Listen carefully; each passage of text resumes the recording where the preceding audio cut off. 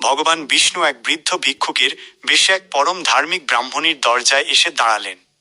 ব্রাহ্মণী সারা জীবন কঠোর উপবাস ও পূজা করলেও দান ধ্যানে ছিলেন বিমুখ। ভিক্ষুক অন্ন চাইলে তিনি বিরক্ত হয়ে তার ঝোলায় একদলা মাটি ফেলে দিলেন। কিছুকাল পর ব্রাহ্মণী দেহত্যাগ করে স্বর্গে গিয়ে দেখলেন তার জন্য সুন্দর এক কুটির রয়েছে, কিন্তু তা একেবারে শূন্য। সেখানে অন্ন নেই, জল নেই। ব্যাকুল হয়ে তিনি ভগবানের কাছে এর কারণ জানতে চাইলে শ্রীহরি বললেন, তুমি পূজা করেছ ঠিকই, কিন্তু দান করনি। ওই মাটির দলাই তোমাকে এই কুটির দিয়েছে, কিন্তু তোমার দানের শূন্যতা ঘরকে শূন্য রেখেছে। নিজের ভুল বুঝতে পেরে ব্রাহ্মণী ভগবানের নির্দেশ মতো দেবকন্যাদের কাছ থেকে ষটতিলা একাদশীর মাহাত্ম্য জানলেন। মাঘ মাসে সেই পবিত্র তিথিতে তিনি তিল দিয়ে স্নান, তর্পণ ও অন্ন দান করে নিষ্ঠার সাথে ব্রত পালন করলেন।